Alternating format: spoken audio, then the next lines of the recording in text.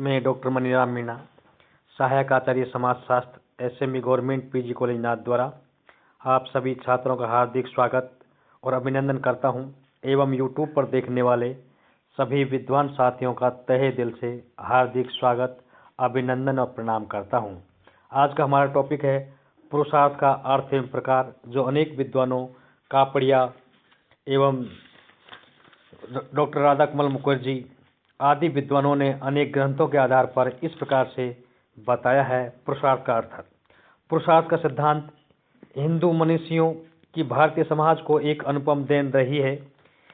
इसमें व्यक्ति और समूह के बीच संबंधों को संतुलित करने में अपूर्व योग दिया गया है। हिंदू जीवन दर्शन व्यक्ति को केवल स्वयं के या अपने परिवार के लिए ही सब कुछ करने की प्रेरणा नहीं देता है। यहाँ व्यक्ति को त्याग में भोग की महत्ता को समझाने और उसे जीवन में उतारने के लिए प्रोत्साहित किया गया है। पुरुषार्थों के रूप में व्यक्ति के विभिन्न कर्तव्यों का उल्लेख किया गया है। पुरुषार्थ में 4 बातें प्रधानतः पाई जाती हैं: शरीर, मन, बुद्धि और आत्मा। इन सब से मिलकर जो कुछ बनता है वही पुरुषार्थ कहलाता है। पुरुषार्थ का तात्पर्य उद्योग करने या प्रयत्न करने से है। इस संबंध में कहा गया है कि पुष्यतु पुरुषार्थ है, जिसका अर्थ है अपने अभिष्ट को प्राप्त करने के लिए उद्यम करना ही पुरुषार्थ है। यहाँ अभिष्ट का अर्थ मोक्ष प्राप्ति से है, अतः मोक्ष जीवन का लक्ष्य है और इसकी प्राप्ति के लिए धर्म, अर्थ और काम और पुरुषार्थ या माध्यम है। लगातार प्रयत्न करते रहना और अपने लक्ष्य की ओर आगे बढ़ते जाना ही पुरुषार्थ कहलाता है। पुरुषार्थ की धारा के जीवन में विभिन्न कर्तव्यों या दायित्वों का बोध मिलता है। उपनिषदों, गीता तथा मनुस्मृतियों में जीवन के 4 आधारभूत कर्तव्यों के रूप में पुरुषार्थ का उल्लेख मिलता है, जिन्हें धर्म, अर्थ, काम और मोक्ष के नाम से जाना जाता है। इन चारों पुरुषार्थों को प्राप्त करके ही व्यक्ति जन्म मरण के से मुक्त होता है। डॉक्टर कापड़िया ने बताया है कि पुरुषार्थों का अर्थ स्पष्ट करने की दृष्टि से मोक्ष जीवन का अंतिम लक्ष्य है और इसका तात्पर्य है कि मानव की वास्तविक प्रकृति आध्यात्मिक है और जीवन का उद्देश्य उसे अभिव्यक्त करना और उसके द्वारा ज्ञान और आनंद प्राप्त करना माना गया है। पुरुषार्थ का सिद्धांत के बारे में डॉक्टर कापड़िया ने बताया है कि पुरुषार्थ का सिद्धांत ये बताता है कि व्यक्ति को अपने जीवन में क्या प्राप्त करना है, उसके लक्ष्य क्या हैं, उसे किन मूलभूत दायित्वों को निभाना है। इन शब्दों में कहा जा सकता है कि पुरुषार्थ व्यक्ति को उसके 4 मौलिक कर्तव्यों का बोध कराते हैं।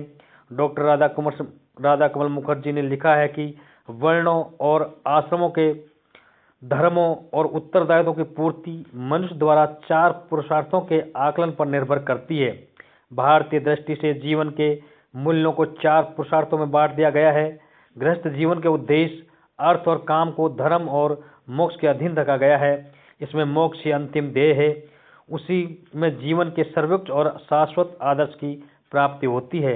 इस प्रकार जीवन के सभी मूल्यों, धर्म, अर्थ, काम और मोक्ष का समन्वय पाया जाता है।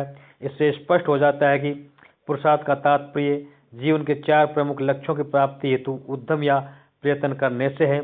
पुरुषार्थ के प्रकार 4 बताए गए हैं: धर्म, अर्थ, काम और मोक्ष।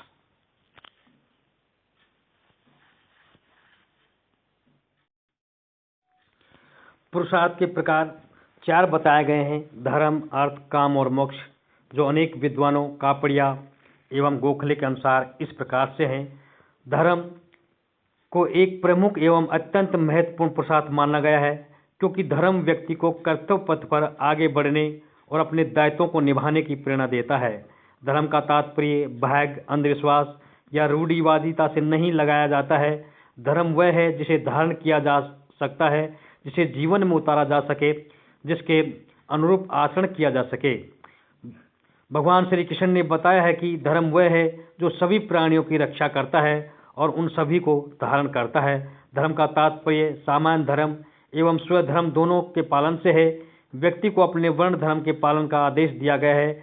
वह 5 महायज्ञों के द्वारा 5 प्रकार के ऋणों से उऋण होता है: माता पिता, देवी देवता, ऋषि मुनियों, अतिथियों तथा प्राणी मात्र के प्रति अपने दायित्वों को निभाता है और त्याग में जीवन की ओर अग्रसर होता है। धर्म के बारे में बताया गया है। सेकंड पुरुषार्थ है अर्थ। अर्थ का तात्पर्य केवल धन अथवा संपत्ति से नहीं है, बल्कि उन साधनों से है जिनकी सहायता से हम अपनी भौतिक आवश्यकताओं की पूर्ति करने एवं अपने अस्तित्व को बनाए रखते हैं। डॉक्टर कापड़िया ने अर्थ के बारे में बताया है कि अर्थ मानव के प्राप्त करने के सहज स्वभाव की ओर संकेत करता है और उसको की धन संग्रह उसके उपभोग में प्राप्त होने वाले सुख अथवा अंत संबंधी प्रवृत्तियों को बताता है। वैदिक साहित्य के आधार पर गोखले ने बताया है कि अर्थ के अंतर्गत वे सभी भौतिक वस्तुएं आ जाती हैं जो परिवार बसाने, गृहस्थी चलाने एवं विभिन्न धार्मिक दायित्वों को निभाने के लिए आवश्यक हैं। इसमें पशु, भोजन, मकान तथा धन संग्रह आदि को सम्मिलित किया गया है। काम पुरुषार्थ। काम के अंतर्गत हिंदू विचारकों ने जहां अर्थ को एक पुरुषार्थ के रूप में स्वीकार किया है, वहां साथ ही काम को जीवन का एक लक्ष्य माना है। काम का तात्पर्य केवल भोग वासना से नहीं लगाया जाता है, सभी प्रकार की इच्छाओं या कामनाओं से है। काम का प्रयोग दो अर्थों में लगाया गया है, एक संकुचित अर्थ और दूसरा व्यापक अर्थ। संकुचित अर्थ में काम का तात्पर्य यौनिक प्रवृत्ति की संतुष्टि से या यौन इच्छाओं की पूर्ति से माना गया है, जबकि व्यापक अर्थ में काम के अंतर्गत मानव की सभी प्रवृत्तियां, इच्छाएं तथा कामनाएं आ जाती हैं। श्रीमती इरावती कर्वे ने सीमित अर्थ में काम का तात्पर्य यौन संबंधों की इच्छा से बताया है, जबकि व्यापक अर्थ में इसका तात्पर्य व्यक्ति की इच्छा और आकांक्षाओं से माना गया है। नंबर 4 है मोक्ष। जो मोक्ष के बारे में डॉक्टर कापड़िया ने बताया है कि मोक्ष का अर्थ यह है कि मानव की शाश्वत प्रकृति आध्यात्मिक है और जीवन का लक्ष्य इसे प्रकट करना और उसके ज्ञान और आनंद को प्राप्त करना है। इसी कड़ी में डॉक्टर कापड़िया ने बताया है कि मोक्ष का जो अर्थ है, यानी मोक्ष का तात्पर्य है हृदय की अज्ञानता का नाश। मीमांसा में स्वर्ग प्राप्ति को ही मोक्ष माना गया है। बौद्ध दर्शन में भी मोक्ष को जीवन मुक्ति और विधेय मुक्ति के रूप में व्यक्त किया गया है। जीवन मुक्ति का तात्पर्य है संसार में रहते हुए संसार के कष्टों से छुटकारा तथा तत्व ज्ञान की प्राप्ति से है। विधेय मुक्ति का अर्थ है जीवन मरण के बंधन से मुक्त होना, अर्थात मरने के पश्चात पुनः संसार में लौटकर आना ही मोक्ष माना गया है। भगवान श्री कृष्ण ने भी धर्म के बारे में विस्तार पूर्वक भगवत गीता में बताया था, और जब धर्म पुरुषार्थ की बात आती है, धर्म की बात आती है, तो विदुर नीति का भी प्रसंग यानी हमारे सामने प्रकट हो जाता है, यानी विदुर नीति।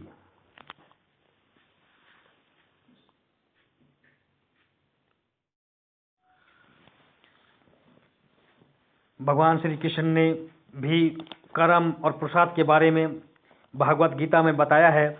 जब 4 जो पुरुषार्थ हैं, धर्म, अर्थ, काम और मोक्ष, यानी जब धर्म की बात आती है तो भगवत गीता का प्रसंग, विदुर नीति का प्रसंग भी जरूर सामने आ जाता है, क्योंकि जब धर्म, न्याय और निष्पक्षता की बात आती है तो ऐसा धर्म के बारे में जब चर्चा होती है तो विदुर नीति का प्रसंग भी प्रमुख रूप से यानी याद अवश्य आता है।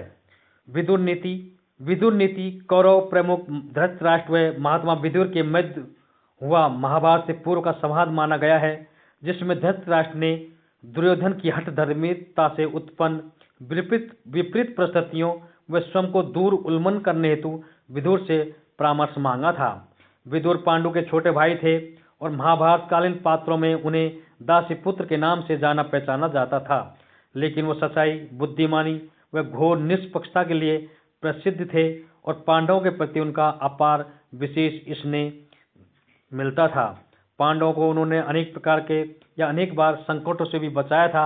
उसी विदुर ने धृतराष्ट्र को धर्म, न्याय, लोक व्यवहार, मर्यादा, राजनीतिक सिद्धांत आदि के बारे में विविध विषयों पर नीतिपूर्ण बातें बताई थी, लेकिन धृतराष्ट्र ने उनको अस्वीकार कर दिया था। उन दोनों के मध्य हुए इस संवाद को ही विदुर नीति में वर्णन मिलता है।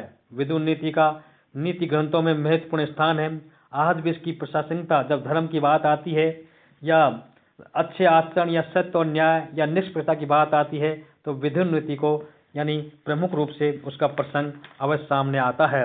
हम आपको अगले व्याख्यान में पुरुषार्थ का समाजशास्त्र महत्व के बारे में बताने का प्रयास करेंगे। धन्यवाद। थैंक्स।